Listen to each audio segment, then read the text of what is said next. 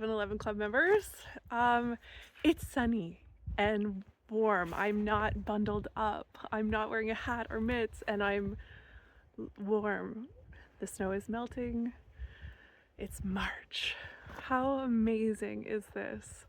Turns out seasonal affective disorder and being sad in the winter is you just need some sun. Who else's mood did a 180 since the sun came out? Anyway, today I want to talk to you about a window of tolerance. So if you've done any nervous system work with me or anything to increase your capacity, this is what we're talking about: is what is our window of tolerance, our personal window of tolerance, and how do we expand it. So I want to teach you a little bit about it, but then take it a little bit further, as we always do. So just a little story. Recently I screwed up. I had submitted a passport application for my son on the off chance that we would go somewhere. And I got notification that it was in. And when I got it, I had made a mistake on it. And I was like, oh shoot. And so I corrected the mistake right away and knew that we were booking a trip to Florida. And I was like, okay, I'll send it right back in. This will be super quick. Now, forgetting the fact that he doesn't actually need a passport to cross into the border, like across the border, if we're not flying. And we do need his birth certificate to get across the border, and the passport application requires his birth certificate. So I sent it off, and my whole system was like jittery because I had made this mistake. And as soon as I sent it off and it went out of my hands and into the truck, basically, I realized, oh shoot, I need that birth certificate. How are we going to get him across? Like, if the passport doesn't come in on time because there's only like a week and a half, how are we going to do this? So it set me off the edge a little bit. And yeah. And then I had a weird instance with a volunteer thing I'm doing at his school. And then I was trying to get some stuff done before JR went back on his crazy shift schedule. Anyway, needless to say, my window of tolerance got smaller and smaller and smaller, to the point that when I was making supper, Tyson was bugging me and trying to get some attention, and I lost it. I was like, wait a second. This isn't me. So I want to remind you that your window of tolerance, depending on the day, will shrink and expand depending on a lot of different factors. So I'm going to post, I had made a graphic about window of tolerance back a couple years ago. I'm going to post it here and talk through it a little bit more. But basically, your window of tolerance is a zone where your nervous system feels safe and regulated, and you can handle life's ups and downs without feeling overwhelmed or without shutting down. And in this space, you feel more clear. You think clearly, you stay present, and you respond from a place of love, not fear, not anxiety, not overwhelm. And then outside that window of tolerance, we've got two different zones. One is a hyperarousal zone, so that's your fight and flight. That's your anxiety and anger and panic and overthinking and feeling out of control. Your system's on high alert. And that's kind of where mine was at the other day. And then you have hypoarousal, which is more your freeze state, your numbness, your exhaustion, your disconnection, your shutting down, and your system checks out basically on you. And we can oscillate between these zones, window of tolerance, hyperarousal, hypoarousal, even multiple times a day. And then we can get stuck in one or the other.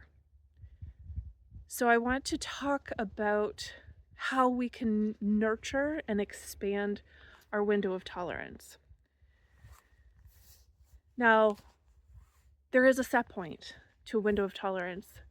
The set point is based on, say, childhood experiences, trauma, emotional patterns that kind of shape us from decades ago.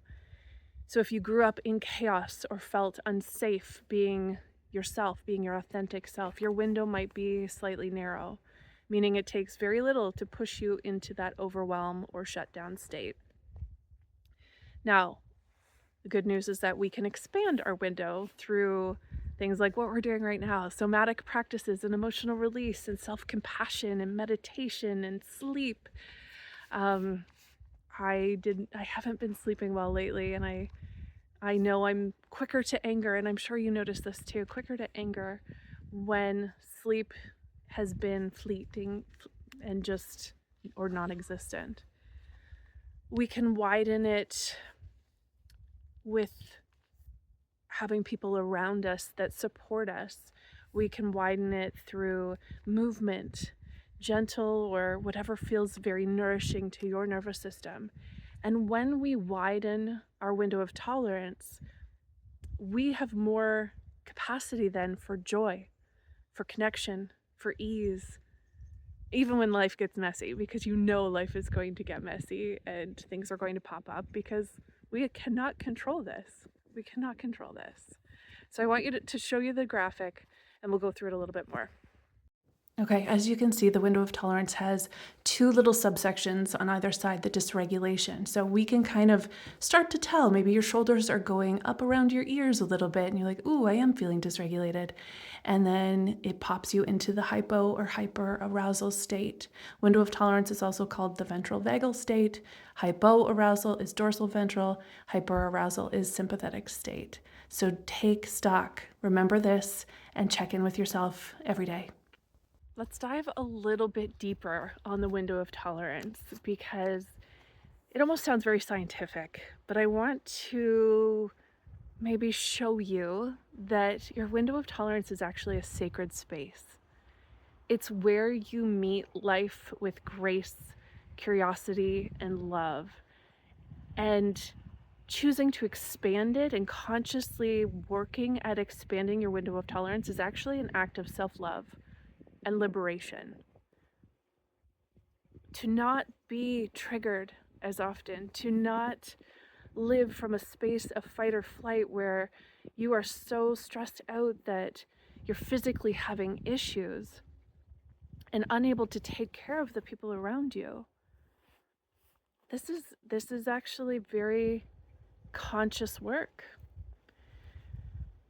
And I want to remind you that if you're oscillating between, say, the hyperarousal, hypoarousal, it does not mean that you're too much or too sensitive.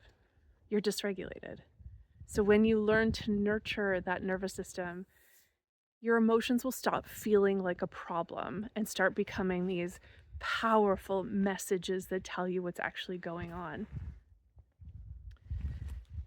Now, every time you pause to breathe or be outside, be in nature and ground and feel, you're actually expanding your window. Everything we're doing, I'm reminding you of doing with the 1111, is expanding your window.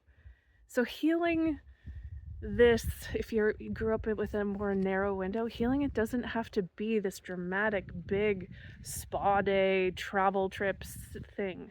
Sometimes it's a deep breath, a gentle, I am safe, and choosing to respond with love, not fear. And that the more safety that you create within you, the more open you are then to pleasure and ease and abundance, and that safety is kind of the soil where the magic of our lives grow. And I can't stress the importance of this anymore.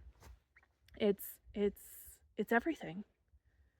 And you see, when you start really knowing this, when you start to see where you're at, oh, I'm in my window of tolerance. Oh, okay, I'm feeling pretty good. I could potentially push that a little bit and take on more, and then we'll reassess. You're also going to look at, wow, I'm really not in my window of tolerance right now. So what are the factors that led to that? Oof, I didn't sleep well last night. I haven't moved my body in a while. Too much caffeine. Oh, it was that conversation with so-and-so, and then you can tweak it, set boundaries around it, modify what needs to be modified, and take full responsibility for how you're feeling versus just reacting to everything that comes along. I want to do a little somatic release with you right now. So if you have been, that forward flexed neck when we're texting or on the computer or driving, I want you to do a neck release for me if you're comfortable with this.